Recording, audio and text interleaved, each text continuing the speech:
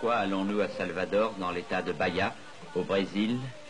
Bien sûr, pour jeter un coup d'œil touristique sur la ville à l'ombre des palmiers, pour découvrir le panorama de la baie de Tous les Saints, ou encore faire connaissance avec les églises du XVIIIe siècle, style rococo, que l'on avait baptisé à l'époque style Jésus. Là, en tout cas, au pied des églises, nos caméramens sont certains de trouver de la concurrence. Mais ce n'est pas l'essentiel de notre sujet. Ce sont surtout les coulisses qui nous intéressent. Où les trouver? Sans doute où ne vont pas ces gens qui vont et viennent sans but précis.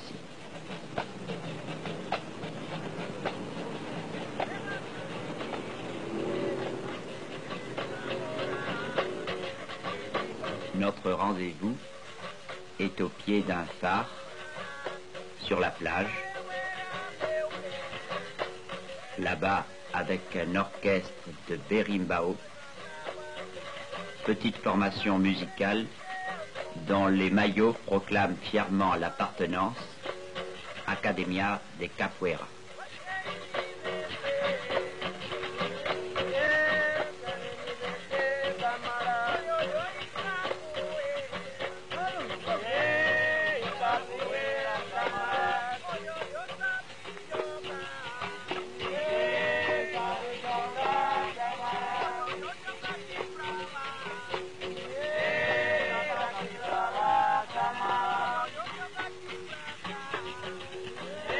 Capoeira, c'est devenu le nom de cette lutte en musique que vous allez voir, inspirée de l'entraînement au combat des anciens esclaves importés jadis de l'Angola. L'esclavage supprimé, les capoeiras devinrent en général gardes du corps d'hommes politiques, c'est-à-dire gorilles, ce qui était quand même un grand progrès sur leur état précédent.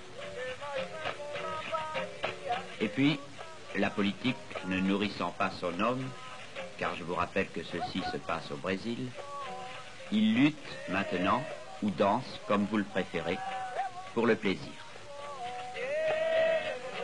Ils dansent plutôt. Lorsqu'ils étaient esclaves, leur maître leur interdisait de lutter.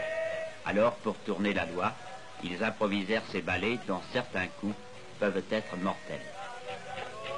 D'ailleurs, danser, ce n'est jamais du tango au twist, qu'une façon de s'affronter, de se défier, de lutter.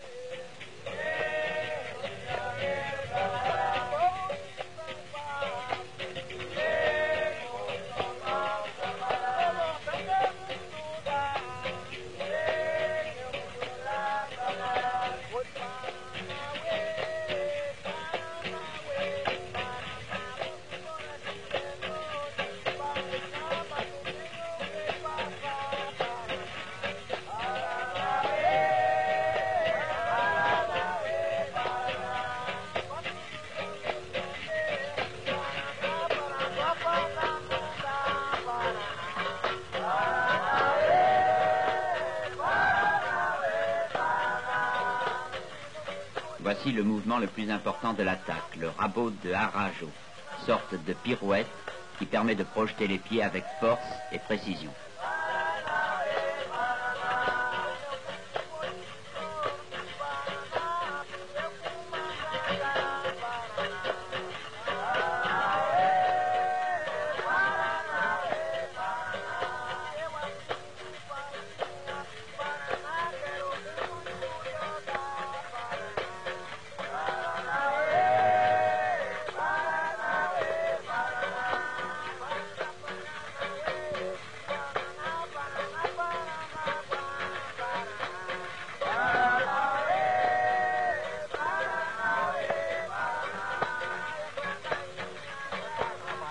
La démonstration peut durer ainsi toute la journée, de 8 heures du matin à la tombée de la nuit.